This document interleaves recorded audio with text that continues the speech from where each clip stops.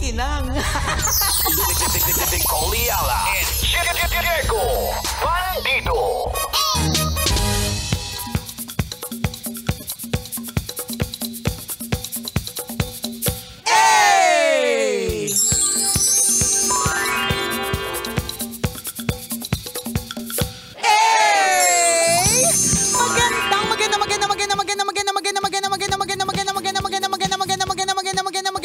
Magandang tanghali, kumikinang na ulat, Diego Bandido! Diego! Diego!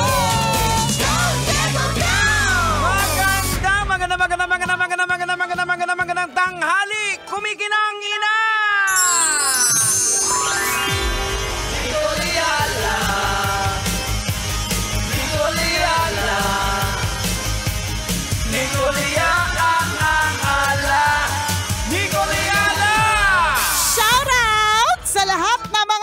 Kabisyo nating pasabog! Uy! Sabi nung pagpasok ko dito sa sa office kanina, binuksan ng malaki ng guard yung pinto. Sabi ko, bakit? Sabi niya, baka po hindi kayo magkasya, ma'am. Kasi parang yung pang Roomba ang datingan ng damit mo. Diba? Uy, ano ka? Nung unang beses ko tong sinuot ko to sa kunento ko na to sa Universal Studios Singapore. Oo, tama. At dahil dito sa outfit na to na pasabog, na papansin, hindi siya pasabog, papansin. Nakakuha ako ng prize. Di ba? Nakakatuwa naman yung minsan po nakakatuwa na may mga advantages and disadvantages ang mga loud na galawan Totoo, 'di ba? Hindi lang pagdating sa outfit kundi pati life in general. For example, kapag ka loud yung outfit, imposibleng hindi ka mapansin. Tama. Kapag loud yung kulay, imposible. Kaya nga 'di ba, bakit ang mga orange cones, yung mga yung mga for emergency, 'di ba? Ano siya, yung para pansinin ganun talaga, 'di ba? Very very loud talaga. Yun, ang purpose talaga niyan is syempre para mapansin, na syempre para maiwas aksidente, yung mga ganun. So yun din yung akin. Iwas aksidente to. Makakita ka ng babae may malaking raffles, di ba? Hopefully iwas aksidente siya, di ba? Pero pag sumuot ka naman ng mga loud na mga kagaya niyan, dapat kaya mong pangatawanan. Ayan, kasi kung hindi mo pangangatawanan, para ka magiging hangir lang. So dapat pala pagpasok may tugtog ka agad na ganito. Oo! Ayan, tama.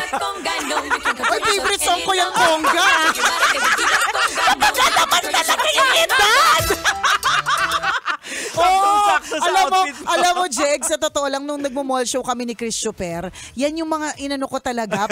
Parang sabi ko, pangarap ko masayo yung conga. Kaya meron kaming series of mall shows na sinayaw namin yung conga. Kung gusto nyo pag-sample, Gcash muna.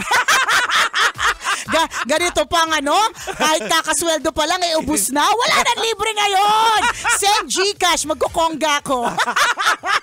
Pero yung sinasabi ko na minsan yung mga loud na outfit o kaya loud na galawan will be both positive and negative ang effect Positive, kunyari, loud yung colors, pwedeng iwas aksidente nga kasi kitang-kita ka. Malayo pa lang. O kaya halimbawa, kaya ganito yung sinuot ko nung pumunta kami ng Singapore sa Universal Studios kasi alam ko yung posibilidad na pwede kami magkawalaan ng mga anak ko sa dami ng tao. At least, hindi ako mawawala. Sasabihin ng mga tao. Sabi nila, may manok. Yung pika, kapag yan ang turo ko sa mga anak ko, sabi ko, if you get lost, you will say this. My mom is wearing a peacock t-shirt. Madali ako mahanap.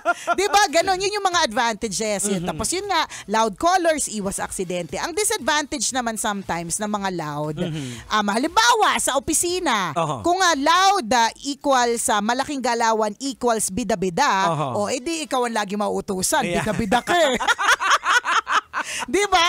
Yung mga ganyan. So may mga advantages and disadvantages. Use it to your advantage kung ano man yung pasabog na yan. Parang yung hikaw ko, di ba? Tinatamad siya maging malaki. Sabi ng asawa ko, mabigat ba? Sabi ko, wala kang pake. Mayat de la Rosa Fine Jewelry yan. Ang laki, no? Pero hindi siya mabigat, sakto lang. Akala mo lang parang subukan mo maglakad dito sa Pasay. Ayoko. Baka sumama yung tenga ko. Kapag pag in-upload nila, pero bagong-bago tong design na to. Nung nakita ko siya, sabi ko, oh my gosh, it's so me. Ayan. Oo, ang laki-laki talaga niyan, di ba? Yun nga lang minsan, kapag yun nga, may mga loud kang mga sinusuot. Pag naglakad ka nga sa mga alanganing mga lugar, loud din yung paghablot dyan.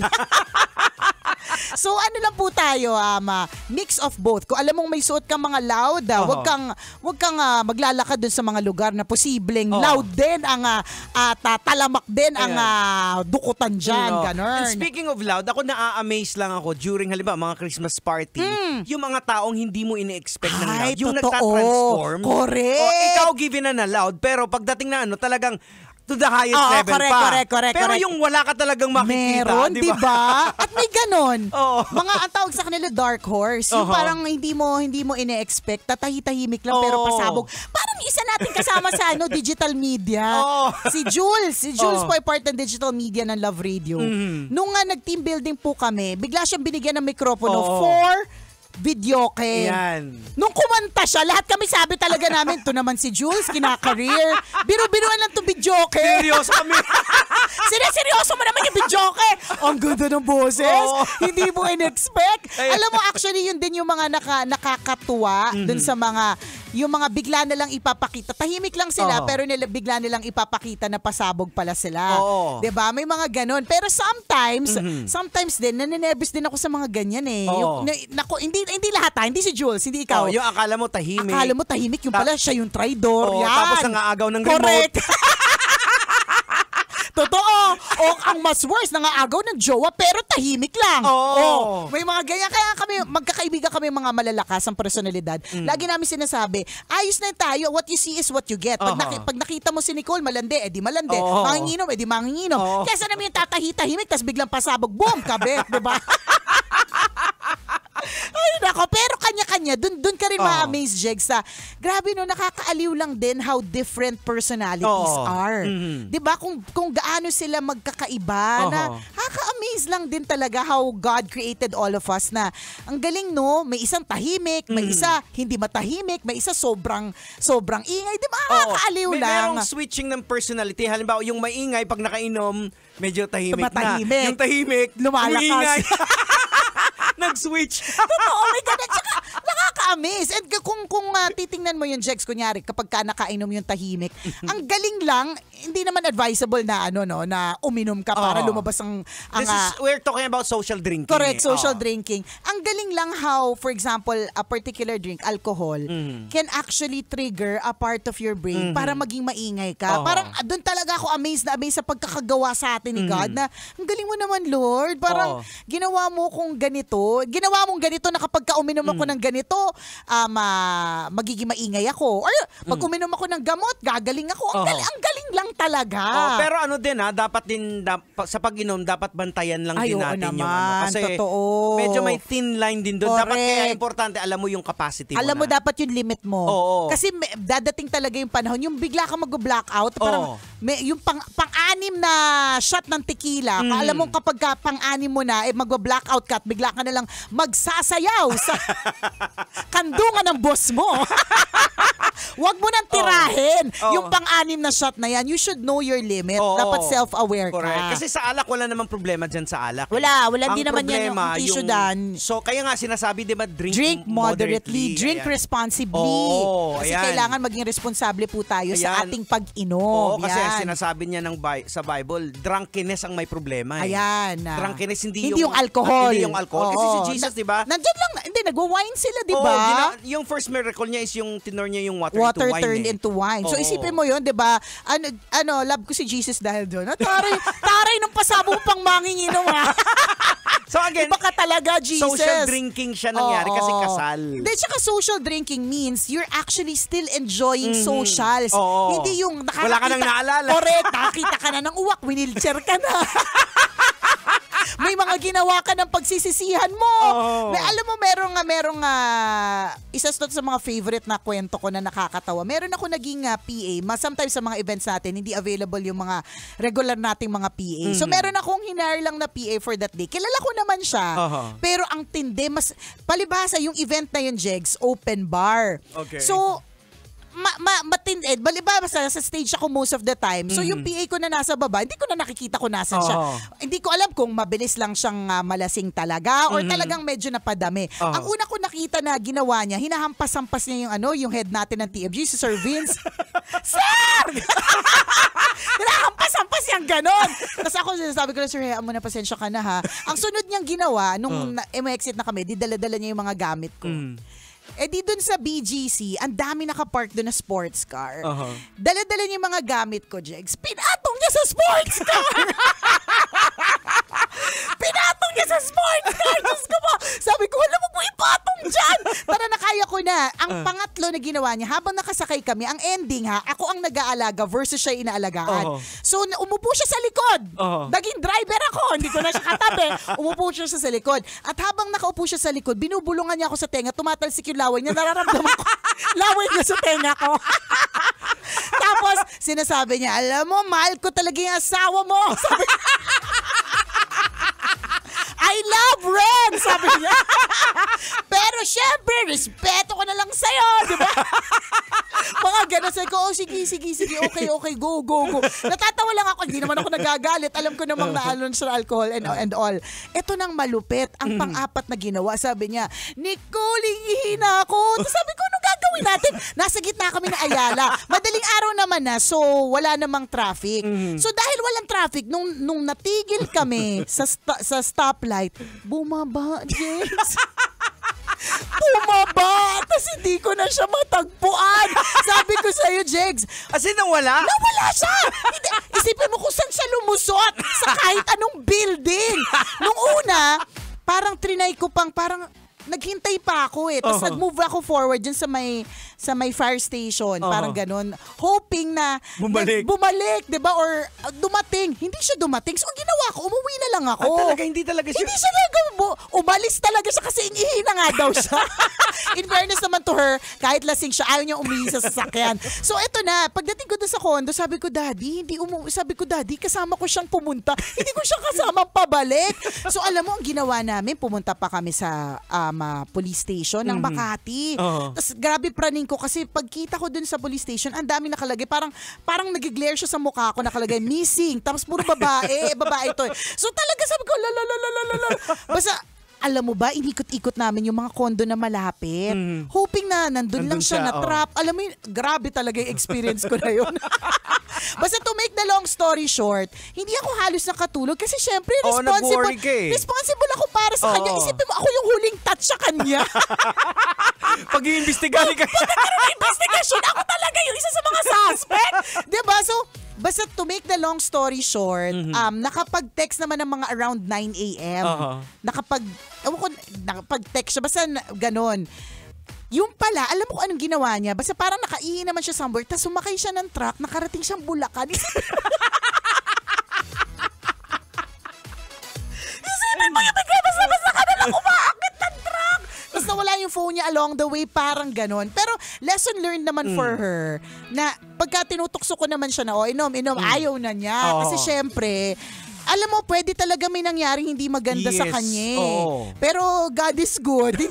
Hindi niya talaga inalaw na merong mangyari. Pero yun yung sinasabi natin na dapat kung tayo po ay iinom, social drinking po tayo. Yan. Tapos yung kung gusto nating medyo mag-over than the usual, siguraduhin lang natin na alam natin kung hanggang saan lang talaga yung limit. Yung sinasabi natin, pag ika-anim na shot ng tequila, alam mong ba-blackout ka na, hindi mo na matatandaan yung ginagawa mo, di wag mo nang tirahin yan. Hanggang doon ka lang sa 5, na tipsy ka, na sumasayaw-sayaw ka, pero fun pa rin. Na medyo clean fun. naaalala mo pa rin. At saka, yung pagka binalikan, hindi ka naman hiyak-hiya na gusto mo na mag-resign, di ba? At saka yung mga tao na kasama mo, safe ka. Correct. Yun din ang importante. Hindi ka dapat basta-basta magwawalwal kasama yung mga taong hindi mo kilala. Yan. Kasi nga yung mga kilala mo pwede pa mag-take advantage What more yung mga hindi mo kilala. Tama. So dapat lang tayo. Nagsimula itong usapan na to sa loud ruffles at sa loud earrings ko di ba? Pero yun yung sinasabi nating loud movements na pwedeng ikapahamak mo. Tama, yan. 'Di ba? Na in the end, pwede mong ikapahamak. So, kalmahan mo lang. Correct. Doon lang tayo sa mga loud ruffles, loud na kulay, pero hindi yung bubulungan mo yung boss mo. tumatalsik-talsik pa yung laway. Aaminin mo, mahal mo yung asawa niya. Nakakaloka talaga. Tawang-tawa ako talaga dun sa mga ganyang klase mga eksena eh. And speaking of loud, kailangan ko lang batiin kasing loud ng kumikinang na ulo mo, Diego Bandido. Nagse-celebrate ng kanyang birthday today si Jonathan! Yun! Jonathan Johnson, yung assistant ni Father JJ Bautista. Happy birthday, Jonathan! Kaulong Jonathan. Kaulong mong Jonathan. Happy birthday and enjoy your special day. Sana naman, speaking of loud, loud din dahil loud ang pagbati namin sa'yo. Sana loud din ang papansit. Pabalik dito. Charot! Enjoy your birthday, Jonathan Johnson. Ayan. At sa lahat po ng mga nagbe-birthday, happy birthday sa inyo. Correct. At dun sa lahat ng mga kabisya natin na nag-leave today, alam na this, para bukas diretso. Ang daming holiday ngayong April. Ang dami Ilan ba? nga. Basta ang dami. Tomorrow, tas April 9. Oho. Tas of course, yung Holy Week. Yung Holy Week. Sunod-sunod siya, dire-diretso siya, 'di ba? Yung mga ganyan. Ayan. So yung iba wala na sa wisyo, pumapasok pala ngayon. Zombie mode na kasi iniisip yung bakasyon. Ang bakasyon, 'di ba? Yung susutin na two-piece. Ay, naku, wag mo muna isipin niya, may pambayad ka na ba? Very loud yun to. Speaking of loud ang kulay ng two-piece mo. Loud din yung yung credit card statement of account na sumisigaw para sa'yo. Di ba? So mag-ingat lang po tayo sa ating mga movements. Whether it's soft or loud. Sometimes din, Jegs, yung mga movement na walang ingay, minsan nakaka-nervous din yun. Diba? Kaya ayoko din na masyadong tahimik. Kinakabahan ako. Kasi mas nakakatakot yung mga taong gano'n. Hindi mo alam nasasaksakin ka na. Tama! Totoo! Mas nakaka-nervous talaga yung mga tao sobrang tahimik. Kaya sabi ko nga dun sa kaibigan ko, buti na lang talaga tayo, what you see is what you get. Maingay, yun na yun. Diba? At hindi ako naniniwala na, ano ba yun? Ang latang walang daman daw maingay. Payag ka ba, Jegs? Maingay tayo eh. Hindi kami mapayag. Speaking of loud, nakita mo ba yung throwback picture na sinend ko sa GC natin? Oo nga. Nakakatawa yung loud movements namin ni Diego Bandido. Bigla ko lang kasi nakita kasi merong post na bumalik sa akin eh. Yung FB memories kasi minsan. So, actually sa'yo nanggaling yung picture na yun eh. So, dun sa FB memories na nakita ko kanina, parang nag-reply ka dun. Tapos nung nag-reply ka doon, sabi mo doon, wala na ako sasabihin, picture na lang. Tapos kitang-kita mo talaga, may hawak na mic, pero tumutong sa stage. Umiinom sa stage. May hawak na mic. Grabe lang talaga yung mga loud movements na sinasabi. Pero in fairness naman, beer event naman yun. Yes, Expected naman talaga na medyo umiinom talaga yung Required din kasi tayo. Required ng client na dapat may hawak ang beer. Ni-require bang iinumin mo yung beer o hawak lang? Required. Parang diba? parang nakikipag unahan ka doon sa kalaban. Ay, parang sa contestant. Sige, unahan nga kayo, Nicole. Kaya mo yan. Ako naman inutusan lang uminom, go naman. And speaking of loud, pati yung asawa mo pinasuot sa akin yung yung salamin na may ilaw-ilaw. Jigs, ito suotin mo. May tumatakbong ilaw dito. Oras natin, 12:39. Ako pong kumikinang na ulo, Diego Bandido. At akong kumikinang ina mo, Nicole Yala. Kailangan pa bang i-memorize yan? Basic!